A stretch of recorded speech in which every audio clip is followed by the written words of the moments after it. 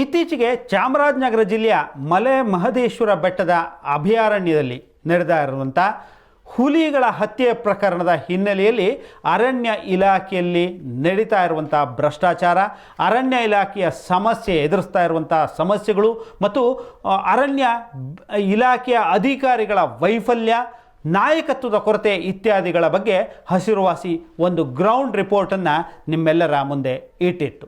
ಆ ಸಂಚಿಕೆಯಲ್ಲಿ ನಾವು ಅರಣ್ಯ ಇಲಾಖೆಯನ್ನು ಕಾಡ್ತಾ ಇರುವಂಥ ತೀವ್ರ ಆರ್ಥಿಕ ಸಂಪನ್ಮೂಲದ ಕೊರತೆ, ಸಿಬ್ಬಂದಿಯ ಕೊರತೆ, ಗುತ್ತಿಗೆ ನೌಕರರನ್ನು ರಿನ್ಯೂವಲ್ ಅಥವಾ ಅವರ ಸೇವೆಯನ್ನು ನವೀಕರಣ ಮಾಡಲಿಕ್ಕೂ ಸಾಧ್ಯ ಆಗದೇ ಇರುವಂಥ ಸ್ಥಿತಿ ಇತ್ಯಾದಿಗಳ ಬಗ್ಗೆ ನಾವು ಹೇಳಿದ್ವಿ. ಇನ್ನು ಬಹಳ ವಿಶೇಷ ಅಂತಂದರೆ ರಾಜ್ಯಾದ್ಯಂತ ಪ್ರಭಾವಿಗಳಿಂದ, ರಾಜಕಾರಣಿಗಳಿಂದ ಮತ್ತು ಗಣಿಗಾರಿಕೆ ಲಾಬಿಯಿಂದ ಆಗ್ತಾ ಇರುವಂಥ ಅರಣ್ಯದ ಒತ್ತುವರಿಯ ಬಗ್ಗೆ ಒಂದು ವಿವರವಾದಂಥ ವರದಿಯನ್ನು ತಮ್ಮ ಮುಂದೆ ಇಟ್ಟಿದ್ವಿ. ಇವತ್ತಿನ ಈ ಸಂಚಿಕೆಯಲ್ಲಿ ನಾವು ಅರಣ್ಯ ಇಲಾಖೆಯ ಇನ್ನಷ್ಟು ಸಮಸ್ಯೆಗಳ ಬಗ್ಗೆ ನಿಮಗೆ ಬೆಳಕು ಚೆಲ್ಲುವಂಥ ನಿಮ್ಮ ಮುಂದೆ ವರದಿಯನ್ನು, ಗ್ರೌಂಡ್ ರಿಪೋರ್ಟ್ನ ವಿವರಗಳನ್ನು ಇಡುವಂಥ ಒಂದು ಪ್ರಯತ್ನವನ್ನು ನಾನು ಇವತ್ತು ಮಾಡ್ತಾ ಇದ್ದೇನೆ. ಸ್ನೇಹಿತರೆ ನಮಸ್ಕಾರ, ನಾನು ರಾಧಾಕೃಷ್ಣ ಬಡ್ತಿ. ಹಸಿರುವಾಸಿ ಚಾನಲ್ಗೆ ತಮ್ಮೆಲ್ಲರಿಗೆ ಆತ್ಮೀಯವಾದಂಥ ಸ್ವಾಗತ.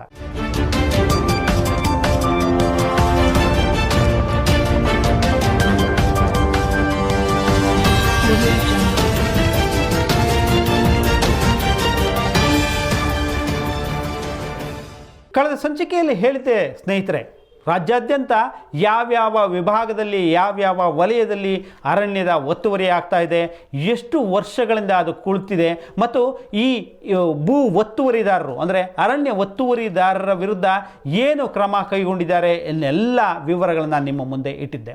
ಇಲ್ಲಿ ಸಮಸ್ಯೆ ಏನಂತಂದರೆ, ಸರ್ಕಾರ ಕರ್ನಾಟಕ ಭೂಸ್ವಾಧೀನ ನಿಷೇಧ ಕಾಯ್ದೆಯಿಂದ ಗ್ರಾಮೀಣ ಪ್ರದೇಶಗಳಿಗೆ ವಿನಾಯಿತಿ ನೀಡುವಂಥ ಒಂದು ಪ್ರಸ್ತಾವನೆಯನ್ನು ಇಟ್ಟಿದೆ. ಇದೇ ನಿಜವಾಗಿ ಅರಣ್ಯ ಅತಿಕ್ರಮಣದಾರರು ಅಥವಾ ಅರಣ್ಯ ಒತ್ತುವರಿದಾರರಿಗೆ ಹಾಸಿಗೆ ಹಾಸಿಕೊಟ್ಟಂತೆ ಆಗಿರುವಂಥದ್ದು. ಅಂದರೆ ಗ್ರಾಮೀಣ ಪ್ರದೇಶದಲ್ಲಿ ಭೂಸ್ವಾಧೀನ ನಿಷೇಧ ಕಾಯ್ದೆಯನ್ನು ಜಾರಿಗೊಳಿಸಬಾರ್ದು, ಅದನ್ನು ವಿನಾಯಿತಿ ನೀಡಬೇಕು, ಅಂದರೆ ರೈತರಿಗೆ ಅದು ಅನುಕೂಲ ಆಗಬೇಕು, ರೈತರಿಗೆ ಅನುಕೂಲ ಆಗಲಿ ಅನ್ನೋ ದೃಷ್ಟಿಯಿಂದ ಸರ್ಕಾರ ಮಾಡಿದ್ದಿರ್ಬೋದು, ಅದು ಒಳ್ಳೆಯ ಆಶಯವನ್ನೇ ಇರ್ಬೋದು. ಆದರೆ ಇದನ್ನು ದುರುಪಯೋಗ ಮಾಡ್ಕೊಳ್ತಾ ಇರುವಂಥವರು ರೈತರಲ್ಲ, ಬದಲಾಗಿ ರೈತರ ಹೆಸರಿನಲ್ಲಿ ಅಲ್ಲಿ ಹಣವಂತರು, ಶ್ರೀಮಂತರು ಮತ್ತು ಸ್ಥಳೀಯ ನಾಯಕರು. ಇಂಥ ಪ್ರಸ್ತಾವನೆ ಪಶ್ಚಿಮ ಘಟ್ಟಗಳಿಗೆ ನೇರವಾಗಿ ಕುತ್ತನ್ನು ತರ್ತಾ ಇದೆ ಅನ್ನೋದರಲ್ಲಿ ಯಾವ ಅನುಮಾನವೂ ಉಳಿದಿಲ್ಲ ಸ್ನೇಹಿತರೆ. ಪಶ್ಚಿಮ ಘಟ್ಟಗಳ 8 ಜಿಲ್ಲೆಗಳಲ್ಲಿ ರಾಜ್ಯದ ಒಟ್ಟು 77% ಅರಣ್ಯ ಭಾಗ ಅತಿಕ್ರಮಣಕ್ಕೆ ಒಳಗಾಗಿದೆ ಅಂತಂದರೆ ನೀವು ಇದರ ಪ್ರಮಾಣ ಅಥವಾ ಈ ಪ್ರಾಬಲ್ಯ ಎಷ್ಟಿರ್ಬೋದು ಅನ್ನೋದನ್ನು ಊಹಿಸ್ಬೋದು. ಇದು ಅಧಿಕೃತವಾದಂಥ ವರದಿ ಕೊಡ್ತಾ ಇರುವಂಥ ಒಂದು ಅಂಕಿಅಂಶಗಳು. ಇನ್ನೊಂದು ಬಹುಮುಖ್ಯವಾದಂಥ ಸಂಗತಿ ಏನು ಅಂತಂದರೆ, ಮಲೆ ಮಹದೇಶ್ವರ ಬೆಟ್ಟವನ್ನು ಹುಲಿ ಅಭಯಾರಣ್ಯವಾಗಿ ಘೋಷಿಸ್ತಾ ಇರುವಲ್ಲಿ ಆಗ್ತಾ ಇರುವಂಥ ಸುದೀರ್ಘವಾದಂಥ ವಿಳಂಬ. ಇದು ಸುಮ್ಮನೆ ಆಗ್ತಾ ಇರೋದಲ್ಲ, ಅಥವಾ ತಾಂತ್ರಿಕವಾಗಿ ಇರುವಂಥ ಯಾವುದೋ ಸಮಸ್ಯೆಯಿಂದ ವಿಳಂಬ ಆಗ್ತಾ ಇರೋದಲ್ಲ, ಬದಲಾಗಿ ಸ್ಥಳೀಯ ಲಾಬಿಗೆ, ರಾಜಕಾರಣಿಗೆ ಮಳೆದಿರುವಂಥ ಎಲ್ಲ ಸರ್ಕಾರಗಳು, ಅಕ್ರಾಸ್ ದಿ ಗೌರ್ಮೆಂಟ್ ನಾನು ಮಾತಾಡ್ತಾ ಇರೋದು, ಅದು BJP ಇರ್ಬೋದು, ಜನತಾ ದಳ ಇರ್ಬೋದು, ಅಥವಾ ಈಗಿನ ಕಾಂಗ್ರೆಸ್ ಗೌರ್ಮೆಂಟ್ ಇರ್ಬೋದು, ಎಲ್ಲ ಸರ್ಕಾರಗಳು ಈ ಲಾಬಿಗೆ ಮಣಿದು ಹುಲಿ ಅಭಯಾರಣ್ಯವನ್ನು ಘೋಷಣೆ ಮಾಡೋದರಲ್ಲಿ ವಿಳಂಬವನ್ನು ಮಾಡ್ತಾ ಇದೆ. ಮಾತ್ರ ಅಲ್ಲ, ಈ ಪ್ರಸ್ತಾವನೆ ನನೆ ಕುದಿಗೆ ಬಿದ್ದಿದೆ. ಸುಮಾರು 15 ವರ್ಷಗಳಿಂದ ಇಂಥದ್ದೊಂದು ಘೋಷಣೆಗೆ ನಾವೆಲ್ಲರೂ ಕಾಯ್ತಾ ಇದ್ದರೂ ಇದು ಆಗ್ತಾ ಇಲ್ಲ, ಯಾಕೆ ಅನ್ನೋದು ಪ್ರಶ್ನೆ ಆಗಿದೆ. ಅಂದರೆ ಬಲಾಢ್ಯ ಶಕ್ತಿಗಳು, ಕಾಡುಗೊಳ್ಳರಿಗೆ ಬೆಂಗಾವಲಾಗಿ ನಿಂತಿರುವಂಥ ಸ್ಥಳೀಯ ರಾಜಕಾರಣಿಗಳು ಇದಕ್ಕೆ ಪರೋಕ್ಷವಾಗಿ ಕಾರಣ ಆಗಿದ್ದಾರೆ ಅನ್ನೋದರಲ್ಲಿ ಯಾವುದೇ ಅನುಮಾನ ಬೇಡ. ಈ ಸಂಬಂಧ 2019ರಲ್ಲೇ ರಾಷ್ಟ್ರೀಯ ಹುಲಿ ಸಂರಕ್ಷಣಾ ಪ್ರಾಧಿಕಾರ NTCAಗೆ ಪ್ರಸ್ತಾವನೆಯನ್ನು ಸಲ್ಲಿಸಲಾಗಿತ್ತು. 2021ರಲ್ಲೇ ಅನುಮೋದನೆ ನೀಡಿಬಿಟ್ಟಿದೆ NTCA. ಇಷ್ಟಾದರೂ ಇಂದಿಗೂ ಸಹ ಕರ್ನಾಟಕ ಸರ್ಕಾರ ಅಧಿಕೃತವಾಗಿ ಅಧಿಸೂಚನೆಯನ್ನು ಹೊರಡಿಸಿಲ್ಲದಿರುವುದು ಅನೇಕ, ಅಂದರೆ ಈ ಔಚಿತ್ಯವನ್ನು ಪ್ರಶ್ನೆಗೆ ಒಳಪಡಿಸುತ್ತೆ ಮತ್ತು ಅನೇಕ ಸಂಶಯಗಳಿಗೆ ಕಾರಣ ಆಗಿದೆ. ಯಾರು ಇದ್ದಿರಬಹುದು ಇದರ ಹಿಂದೆ ಅಂತಂದರೆ ಮತ್ತದೇ ಗಣಿ ಲಾಬಿ, ಸ್ಥಳೀಯ ರಾಜಕಾರಣಿಗಳು ಮತ್ತು ಅರಣ್ಯ ಒತ್ತುವರಿಯಲ್ಲಿ ಅಧಿಕೃತವಾಗಿ ಪಾಲ್ಗೊಂಡಂಥ ರಾಜಕಾರಣಿಗಳ ಪ್ರಭಾವ ಇದರ ಹಿಂದೆ ಇದ್ದೇ ಇದೆ ಅನ್ನೋದರಲ್ಲಿ ಏನಾದರೂ ಅನುಮಾನ ಉಳಿಯುತ್ತಾ? 906.18 ಚದರ ಕಿಲೋಮೀಟರ್ ವಿಸ್ತೀರ್ಣದ ಈ ಅಭಯಾರಣ್ಯ ದೇಶದ ಅತ್ಯಮೂಲ್ಯವಾದಂಥ ಪಶ್ಚಿಮ ಘಟ್ಟ ಮತ್ತು ಪೂರ್ವ ಘಟ್ಟಗಳನ್ನು ಬೆಸೆಯುವಂಥ ಸೇತುವೆ, ಅಂದರೆ ಹಿಲ್ಸ್ ಅಂತ ನಾವು ಏನು ಕರಿತೀವಲ್ಲ, ಇದರ ವ್ಯಾಪ್ತಿ ಇರೋದು 906.18 ಚದರ ಕಿಲೋಮೀಟರ್ನಷ್ಟು. ಇದು 2 ಘಟ್ಟಗಳನ್ನು ಬೆಸೆಯುವಂಥ ಅಪೂರ್ವವಾದಂಥ ಕೆಲಸವನ್ನು ಮಾಡ್ತಾ ಇದ್ದಾರೆ. ಇದರ ಮೌಲ್ಯವೇ ನಮಗಿನ್ನೂ ಅರ್ಥ ಆಗ್ತಾ ಇಲ್ಲ. 2018ರಲ್ಲಿ 8 ಹುಲಿಗಳಿದ್ದ ಈ ಪ್ರದೇಶದಲ್ಲಿ ಈಗ 25ಕ್ಕೂ ಹೆಚ್ಚು ಹುಲಿಗಳು ಇದೆ ಅಂತ ಹೇಳುತ್ತೆ ಸಮೀಕ್ಷೆಗಳು. ಆದರೆ ರಾಜಕೀಯ ಇಚ್ಛಾಶಕ್ತಿಯ ಕೊರತೆ ಮತ್ತು ವಿವಿಧ ಹಿತಾಸಕ್ತಿಗಳ ವಿರೋಧದಿಂದಾಗಿ ಈವರೆಗೆ, ಅಂದರೆ ಇವತ್ತಿಗೂ ಸಹ ಹುಲಿ ಅಭಯಾರಣ್ಯ ಘೋಷಣೆ ನನೆಗುದಿಗೆ ಬಿದ್ದಿದೆ. ಅದಕ್ಕೆ ಸರ್ಕಾರ ಮುಂದಾಗ್ತಾ ಇಲ್ಲ. ಒಂದೊಮ್ಮೆ ಹಾಗೊಂದು ಘೋಷಣೆ ಆದರೆ ಖಂಡಿತವಾಗಿ ಹುಲಿಯ ಸಾವಿಗೆ ತಕ್ಕವಾದಂಥ ಉತ್ತರ ನೀಡಿದಂತಾಗುತ್ತೆ. ಇದು ಸೂಕ್ತ ಸಮಯ ಅನ್ನೋದು ನನ್ನ ಅಭಿಪ್ರಾಯ. ಮುಂದಿನ ಬಹುದೊಡ್ಡ ಸಮಸ್ಯೆ ಏನು ಅಂತಂದರೆ ಮಾನವ ಮತ್ತು ವನ್ಯಜೀವಿ ಸಂಘರ್ಷದ್ದು. ಇದಕ್ಕೆ ಬಹುದೊಡ್ಡ ಇತಿಹಾಸ ಇದೆ. ಮೊದಲಿಂದಲೂ ಇದು ಮಾಧ್ಯಮಗಳಲ್ಲಿ ವರದಿ ಆಗ್ತಾನೇ ಬರ್ತದೆ. ಆಗಾಗ ಆನೆಗಳು ದಾಳಿ ಮಾಡಿದ್ವು, ಹುಲಿ ದಾಳಿ ಮಾಡಿದ್ವು, ಮನುಷ್ಯ ಆ ಕಾರಣಕ್ಕಾಗಿ ಕೃಷಿ ಜಮೀನನ್ನು ಹಾಳು ಮಾಡಿದ್ವು ಅನ್ನೋ ಕಾರಣಕ್ಕಾಗಿ ವನ್ಯಜೀವಿಯನ್ನು ಹಿಂಸಿಸಿದ ಅಥವಾ ಕೊಂದ ಇತ್ಯಾದಿ ವರದಿಗಳು ನಾವು ಸಹಜ ಅನ್ನುವಂಥ ಆಗ್ಬಿಟ್ಟಿದೆ. ಇದಕ್ಕೆ ಇಲ್ಲಿರುವಂಥ ಮತ್ತೊಂದು ದೊಡ್ಡ ಸಮಸ್ಯೆ ಅಂತಂದರೆ, ಇಂಥ ಮಾನವ ಮತ್ತು ವನ್ಯಜೀವಿ ಸಂಘರ್ಷದ ಸಂದರ್ಭದಲ್ಲಿ ನೀಡುವಂಥ ಪರಿಹಾರದಲ್ಲಿ ವಿಳಂಬ ಆಗ್ತಾ ಇರುವಂಥದ್ದು ಮತ್ತು ಪರಿಹಾರದ ನೀತಿಯೇ ಸಾಕಷ್ಟು ದೋಷವನ್ನು ಒಳಗೊಂಡಿದೆ. ರಾಜ್ಯದ ಬಹುತೇಕ ಜಿಲ್ಲೆಗಳನ್ನು ಕಾಡ್ತಾ ಇರುವಂಥ ಸಮಸ್ಯೆ ಇದು. ಹಿಲ್ಸು ಸಹ ಇದರಿಂದ ಹೊರತಾಗಿಲ್ಲ. ಕರ್ನಾಟಕದಲ್ಲಿ ಪ್ರತಿ ವರ್ಷ ಏನಿಲ್ಲ ಅಂತಂದರೂ ಸರಾಸರಿ 28,000ಕ್ಕೂ ಹೆಚ್ಚು ಮಾನವ ಮತ್ತು ವನ್ಯಜೀವಿ ಸಂಘರ್ಷದ ಪ್ರಕರಣಗಳು ದಾಖಲಾಗ್ತಾ ಇವೆ, ವರದಿ ಆಗ್ತಾ ಇವೆ. 2024ರಲ್ಲಿ 20,497 ಪ್ರಕರಣಗಳಿಗೆ 25.57 ಕೋಟಿ ರೂಪಾಯಿಯ ಪರಿಹಾರವನ್ನು ನೀಡಲಾಗಿದೆ. ಆದರೆ ಸಂರಕ್ಷಿತ ಪ್ರದೇಶದೊಳಗೆ ಜಾನುವಾರುಗಳನ್ನು ಹುಲಿ ಕೊಂದರೆ ಪರಿಹಾರ ನೀಡೋಕ್ಕೆ ಬರೋದಿಲ್ಲ. ಇದಕ್ಕೆ ಕಾನೂನಿನಲ್ಲಿ ಅವಕಾಶ ಇಲ್ಲ. ಯಾಕೆಂದರೆ ಕಾನೂನಿನ ಅನ್ವಯ ಸಂರಕ್ಷಿತ ಅರಣ್ಯ ಪ್ರದೇಶದಲ್ಲಿ ಹಸುಗಳನ್ನು ಅಥವಾ ಜಾನುವಾರುಗಳನ್ನು ಮೇಯಿಸಲಿಕ್ಕೆ ಅವಕಾಶ ಇಲ್ಲ. ಹಾಗಾಗಿ ಒಂದೊಮ್ಮೆ ಸಂರಕ್ಷಿತ ಅರಣ್ಯ ಪ್ರದೇಶದಲ್ಲಿ ಜಾನುವಾರುಗಳು ಸತ್ತರೆ, ಈಗ ಹಿಲ್ಸ್ನಲ್ಲೂ ಆಗಿದ್ದು ಅದೇ, ಅಲ್ಲಿ ಆ ಹಸು ಸತ್ತಿದೆ, ಆ ಹಸು ಸತ್ತಿದ ಪ್ರತೀಕಾರವಾಗಿ ಆ ಹಸುವಿನ ಶವಕ್ಕೆ ವಿಷವನ್ನು ಹಾಕಿ 5 ಹುಲಿಗಳ ಸಾವಿಗೆ ಕಾರಣರಾದರು ದುರುಳರು. ಈ ಕಾನೂನಿನ ತೊಡಕು ಇದನ್ನು ಕಾನೂನಿನ ದೃಷ್ಟಿಯಿಂದ ನೋಡೋದಕ್ಕಿಂತ ಸಾಮರಸ್ಯದಿಂದ ನೋಡುವಂಥ ಮತ್ತು ಸಾಮರಸ್ಯದಿಂದ ಸ್ಥಳೀಯರನ್ನ ವಿಶ್ವಾಸಕ್ಕೆ ತೆಗೆದುಕೊಳ್ಳುವಂಥ ಕೆಲಸ ನಿಜವಾಗಿ ಅರಣ್ಯ ಅಧಿಕಾರಿಗಳಿಂದ ಆಗಬೇಕಿತ್ತು. ಅದರ ಕೊರತೆಯಿಂದಾಗಿಯೇ ಹುಲಿಗಳ ಸಾವಿನಂಥ ಪ್ರಕರಣಗಳು ಹೆಚ್ಚುತ್ತಾ ಇರುವಂಥದ್ದು. ನಾನು ಏನು ಹೇಳಲಿಕ್ಕೆ ಪ್ರಯತ್ನ ಪಡ್ತಾ ಇದ್ದೀನಿ ಅಂದರೆ, ಇಂಥ ಕಾನೂನುಗಳು ಪ್ರತೀಕಾರಾತ್ಮಕವಾದಂಥ ಹತ್ಯೆಗಳು, ಅಂದರೆ ವನ್ಯಜೀವಿ ಹತ್ಯೆಗಳಿಗೆ ಹೆಚ್ಚೆಚ್ಚು ಕಾರಣ ಆಗ್ತಾ ಇದೆ. ಮಲೆ ಮಹದೇಶ್ವರ ಬೆಟ್ಟದ ಸುತ್ತಮುತ್ತ ಸುಮಾರು 33 ಗ್ರಾಮಗಳ ಜನರು ಪ್ರತ್ಯಕ್ಷ ಮತ್ತು ಪರೋಕ್ಷವಾಗಿ ಪಶುಪಾಲನೆಯ ಮೇಲೆ ಅವಲಂಬಿತರಾಗಿದ್ದಾರೆ ಅನ್ನುವಂಥದ್ದು ಗಮನಾರ್ಹವಾದಂಥ ಸಂಗತಿ. ಪ್ರತ್ಯಕ್ಷ ಮತ್ತು ಪರೋಕ್ಷ ಅಂತ ಅನ್ನುವಂಥ ಪದವನ್ನು ನಾನು ಬಳಸಿದೆ. ಪರೋಕ್ಷ ಅಂತಂದರೆ ಈಗಾಗಲೇ ಹೇಳಿದಂತೆ ತಮಿಳುನಾಡಿನ ಹಸುಗಳನ್ನು ಇಲ್ಲಿಗೆ ತಂದು ಗುತ್ತಿಗೆ ಆಧಾರದಲ್ಲಿ ಮೇಯಿಸ್ತಾರೆ. ಇವರೆಲ್ಲರೂ ಅರಣ್ಯಕ್ಕೆ ಒಯ್ದು ತಮ್ಮ ಜಾನುವಾರುಗಳನ್ನು ಮೇಯಿಸೋದ್ರಿಂದಾಗಿ ಅಲ್ಲಿ ಸಹಜವಾಗಿ ಅರಣ್ಯ ಜೀವಿಗಳು, ವನ್ಯಜೀವಿಗಳು ಅವುಗಳ ಮೇಲೆ ದಾಳಿ ಮಾಡುವ ಸಂಭವನೀಯತೆಗಳು ಹೆಚ್ಚಿರುತ್ತೆ.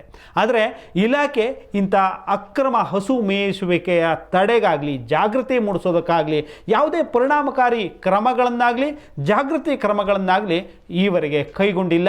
ಅಥವಾ ಕೈಗೊಂಡಿದ್ದರೂ ಅದು ಸಾಕಷ್ಟು ಪರಿಣಾಮಕಾರಿಯಾಗಿ ಅನುಷ್ಠಾನಗೊಂಡೇ ಇಲ್ಲ ಅನ್ನೋದಕ್ಕೆ ಮತ್ತೊಂದು ಸ್ಪಷ್ಟ ನಿದರ್ಶನ ಈ ಹುಲಿ ಸಾವಿನ ಪ್ರಕರಣ. ಇನ್ನು ಇಲಾಖೆಯ ಭ್ರಷ್ಟಾಚಾರ ಮತ್ತು ಆಡಳಿತಾತ್ಮಕವಾದಂಥ ವೈಫಲ್ಯಗಳ ಬಗ್ಗೆ ಮಾತಾಡದೇ ಇರೋದೇ ವಾಸಿ ಅಂತ ಅನಿಸ್ಬಿಡುತ್ತೆ.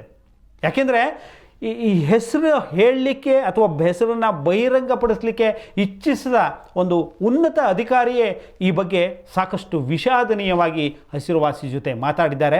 ಅರಣ್ಯ ಇಲಾಖೆಯಲ್ಲಿ ಭ್ರಷ್ಟಾಚಾರದ ಪ್ರಕರಣಗಳು ಮೇಲಿಂದ ಮೇಲೆ ಬೆಳಕಿಗೆ ಬರ್ತಾ ಇದೆ. ಇದಕ್ಕೆ ಪರೋಕ್ಷವಾಗಿ ರಾಜಕಾರಣಿಗಳು ಬೆಂಬಲಕ್ಕೆ ನಿಂತಿದ್ದಾರೆ ಅನ್ನುವಂಥ ಮಾತನ್ನು ಅವರು ಬೇಸರದಿಂದ ವ್ಯಕ್ತಪಡಿಸಿದ್ದಾರೆ.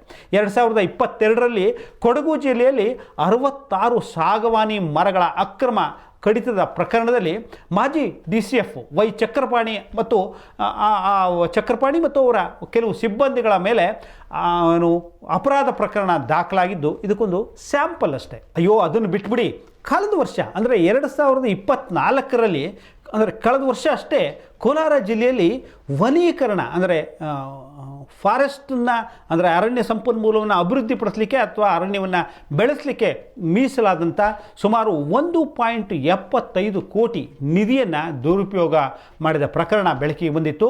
ಒಬ್ಬ ಅರಣ್ಯ ಅಧಿಕಾರಿಯನ್ನು ದೋಷಿ ಅಂತ ಘೋಷಿಸಿ ಅಲ್ಲಿಂದ ಕೈ ತೊಳ್ಕೊಂಡ್ಬಿಡಲಾಗಿದೆ. ಇಂತಹ ಪ್ರಕರಣಗಳು ಇಲಾಖೆಯ ನಿಯಂತ್ರಣ ಮತ್ತು ಪಾರದರ್ಶಕತೆಯ ಕೊರತೆಯನ್ನು ತೋರಿಸುತ್ತೆ ಸ್ನೇಹಿತರೆ. ಒಂದು ಮೂಲದ ಪ್ರಕಾರ ಕಂದಾಯ ಇಲಾಖೆಗಿಂತಲೂ ಹೆಚ್ಚಿನ ಭ್ರಷ್ಟಾಚಾರ ಅರಣ್ಯ ಇಲಾಖೆಯಲ್ಲಿ ಇದೆ ಅಂತಾರೆ ಆ ಹಿರಿಯ ನಿವೃತ್ತ ಅಧಿಕಾರಿ. ಅರಣ್ಯ ಇಲಾಖೆಯನ್ನು ಕಾಡ್ತಾ ಇರುವಂಥ ಇನ್ನೊಂದು ಪ್ರಮುಖ ಸಮಸ್ಯೆಯ ಬಗ್ಗೆ ನಿಮಗೆ ಗಮನ ಸೆಳೆಯಲೇಬೇಕು ಸ್ನೇಹಿತರೆ. ಸಿಬ್ಬಂದಿ ನಿರ್ವಹಣೆ ಮತ್ತು ನಾಯಕತ್ವದ ಕೊರತೆ ಇಲಾಖೆಯನ್ನು ಮೊದಲಿಂದಲೂ ಕಾಡ್ತಾನೆ ಬಂದಿದೆ. ಸಮರ್ಥವಾದಂಥ ನಾಯಕತ್ವ ಅರಣ್ಯ ಇಲಾಖೆಗೆ ಸಿಕ್ಕಿದ್ದು ಭಾಳ ಅಪರೂಪ ಅಂತ ಹೇಳಿದೆ ವಿಧಿ ಇಲ್ಲ. ಹೌದು, ಕರ್ನಾಟಕ ಅರಣ್ಯ ಇಲಾಖೆಯ ಮ್ಯಾನೇಜ್ಮೆಂಟ್ನಲ್ಲೇ ಮೂಲಭೂತವಾದಂಥ ಸಮಸ್ಯೆಗಳಿವೆ ಅನ್ನೋದು ಗಮನಕ್ಕೆ ಬರುತ್ತೆ. ಖ್ಯಾತ ಹುಲಿ ತಜ್ಞರಾದಂಥ ಡಾಕ್ಟರ್ ಕೆ ಉಲ್ಲಾಸ್ ಕಾರಂತರು ಹೇಳೋ ಪ್ರಕಾರ ಕರ್ನಾಟಕದ ವನ್ಯಜೀವಿ ನಿರ್ವಹಣೆಗಾಗಿ ಒಂದಿಷ್ಟು ವೈಜ್ಞಾನಿಕ ವಿಧಾನಗಳ ಪಾಲನೆ ಆಗಬೇಕು ಅಂತ ಪದೇ ಪ್ರತಿಪಾದಿಸ್ತಾನೆ ಬರ್ತಾ ಇದ್ದಾರೆ. ಹಿಂದೂ ಸಹ ಈ ಬಗ್ಗೆ ಸಾಕಷ್ಟು ಧ್ವನಿ ಎತ್ತಿದ್ರು.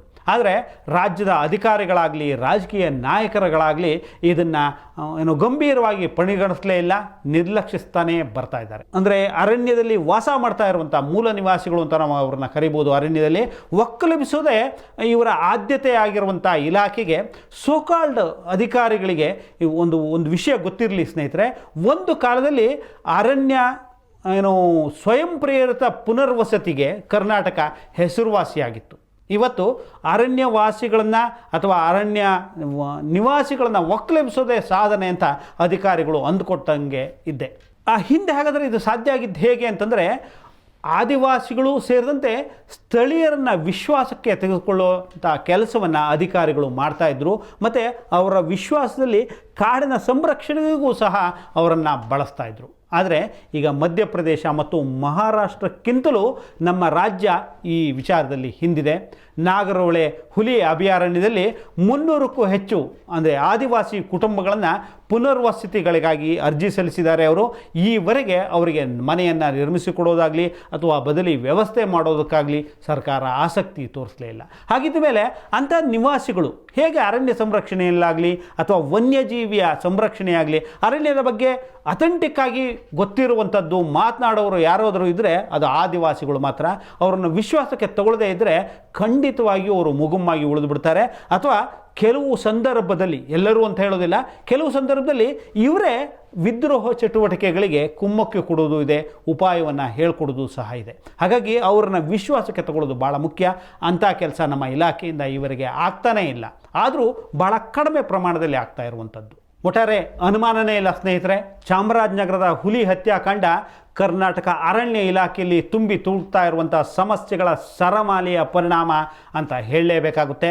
ಘಟನೆಯಲ್ಲಿ ಅಧಿಕಾರಿಗಳ ನಿರ್ಲಕ್ಷ್ಯ ಸಾಬೀತಾದರೆ ಅರಣ್ಯ ಸಚಿವ ಈಶ್ವರ್ ಖಂಡ್ರೆ ಅವರು ಈಗಾಗಲೇ ಹೇಳಿದ್ದಾರೆ, ಸ್ವಾಮಿ ಸಚಿವರೇ, ಅದಕ್ಕೂ ಮೊದಲು ಇಲಾಖೆಯಲ್ಲಿರುವಂಥ ಸಮಸ್ಯೆಗಳನ್ನು ಗುರುತಿಸಿ ಅದರನ್ನು ಪರಿಹರಿಸೋದ್ರ ಬಗ್ಗೆ ಸ್ಪಷ್ಟತೆಯನ್ನು ನೀವು ಮೊದಲು ತೋರಬೇಕಿದೆ. ಇದಕ್ಕೊಂದು ಸ್ಪಷ್ಟ ನೀತಿ ನಿರೂಪಣೆಯನ್ನು, ಇಚ್ಛಾಶಕ್ತಿಯನ್ನು, ಕೊನೆಯ ಪಕ್ಷ ವಿವೇಚನಾಶೀಲ ಸಚಿವರು ಅಂತ ನಾವೆಲ್ಲ ಅಂದುಕೊಂಡಿದ್ದಂಥ ನೀವಾದರೂ ಸಹ ಕೈಗೊಳ್ಳಬೇಕು. ಸಚಿವರೇ, ಕರ್ನಾಟಕ ಭಾರತದಲ್ಲಿ 2ನೇ ಅತಿ ಹೆಚ್ಚು ಹುಲಿ ಅಂದರೆ 563 ಹುಲಿಗಳು ಇವೆ ಕರ್ನಾಟಕದಲ್ಲಿ ಅಂತ ಗುರುತಿಸಲಾಗಿದೆ. ಅತಿ ಹೆಚ್ಚು ಹುಲಿಗಳನ್ನು ಹೊಂದಿದಂಥ 2ನೇ ರಾಜ್ಯ ಅನ್ನುವಂಥ ಒಂದು ಖ್ಯಾತಿ ಹೆಗ್ಗಳಿಕೆಯನ್ನು ಪಡೆದಿದೆ.